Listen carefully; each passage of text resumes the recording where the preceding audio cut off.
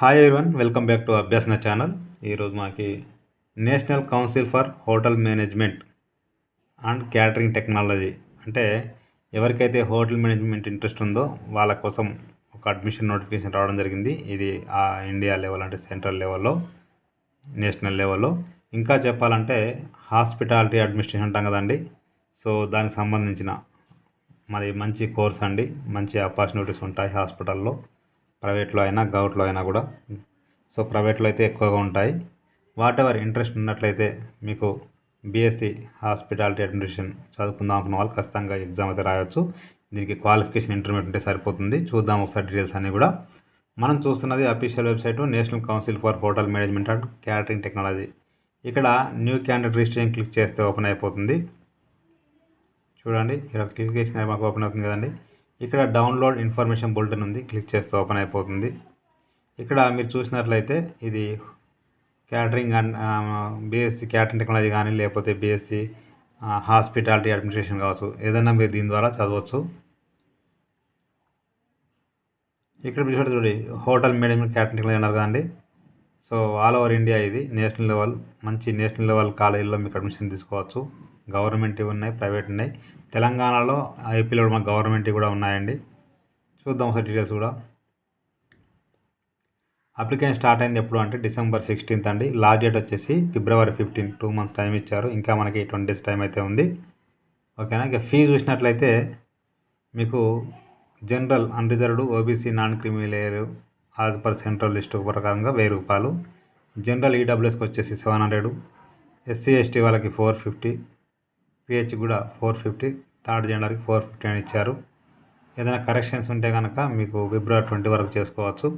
Exam వచ్చేసి April 27 రోజు ఉంటుంది. మార్నింగ్ 11 to 2 అంటే దాదాపు 3 hours టైం అయితే ఉంటుంది. ఓకేనా. ఇక మీరు చూసినట్లయితే మనకు డీటెయిల్స్ ఇక్కడ ఇచ్చారు కదండి.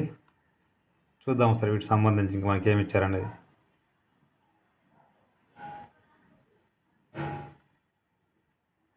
ఇక ఎగ్జామ్ చూసినట్లయితే మీకు ఇక్కడ టోటల్ 200 క్వశ్చన్స్ ఉంటాయండి. ఇంగ్లీష్, హిందీలో పేపర్ ఉంటుంది. Numerical ability, analytical aptitude, reasoning and logical deduction, general knowledge and current affairs, English language, aptitude for service sector. మొత్తం 200 క్వశ్చన్స్ అయితే ఉంటాయి. ఓకేనా. ఇక్కడ మీకు ఈచ్ క్వశ్చన్కి 4 marks రైట్ అయితే, రాంగ్ అయితే 1 mark నెగిటివ్ ఉంటుంది. మీరు అటెంప్ట్ చెప్తే నెగిటివ్ ఏమి ఉండదు. ఓకేనా. జాగ్రత్త పెట్టాల్సి ఉంటుంది. ఇంటర్మీడియట్ ఏ కోర్స్ ఉన్నా కూడా మీరు ఇది అంటే అప్లై చేసుకోవచ్చు అండి. మంచి ఆపర్చునిటీ. ఎనీ ఇంటర్మీడియట్ ఎవరైనా కూడా. ఏజ్ లిమిట్ చూడండి. ఇక్కడ ఏజ్ లిమిట్ ఏమన్నారంటే ఇక్కడ there is no age limit అన్నారు. సో ఎవరైనా అప్లై చేసుకోవచ్చు.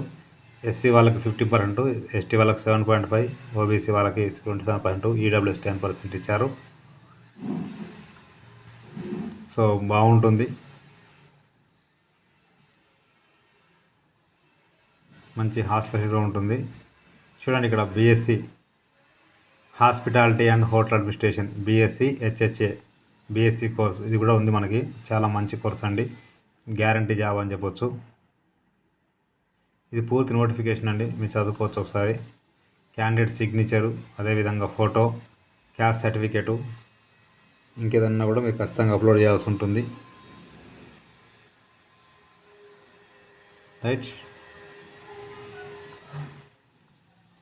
సో ఇది పూర్తి నోటిఫికేషన్. డౌట్ ఉంటే చదువుకోవచ్చు అండి.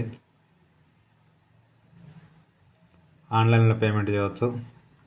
ఇక్కడ మీరు చూసినట్లయితే ఇక్కడ కాలేజెస్ ఎక్కడెక్కడ ఉన్నాయంటే ఆంధ్రప్రదేశ్లో తిరుపతిలో ఉంది, తిరుపతి. ఓకేనా. తర్వాత తెలంగాణ సంబంధించి చూసినట్లయితే మనకి హైదరాబాద్లో 3 ఉన్నాయి, మెదక్లో 1 ఉంది. ఓకేనా.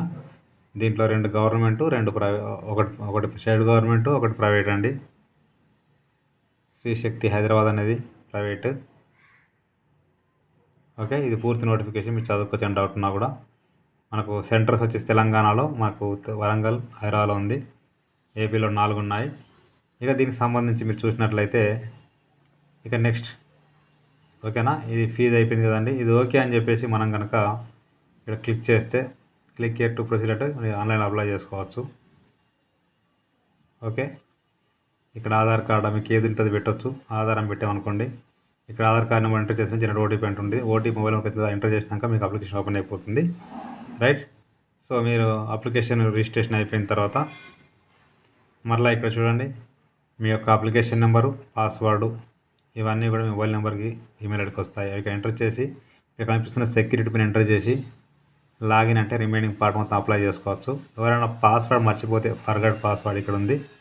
సో ఇక్కడ మీకు ఫర్గట్ పాస్వర్డ్లో selection option security question send email తెలుసండి. ఇక్కడ అప్లికేషన్ నెంబరు ఓకేనా ఎంటర్ చేసి ఇక్కడ ఈమెయిల్ ఐడి ఎంటర్ చేసి పిన్ నెంబర్ ఎంటర్ చేస్తే సబ్మిట్ చేస్తే పాస్వర్డ్ అనేది మీ ఈమెయిల్ ఐడికి వస్తుంది. రైట్. ఒకవేళ మీరు కనుక అప్లికేషన్ నెంబర్ మర్చిపోతే ఫర్గట్ అప్లికేషన్ నెంబర్ ఉంది, క్లిక్ చేస్తే ఓపెన్ అయిపోతుంది.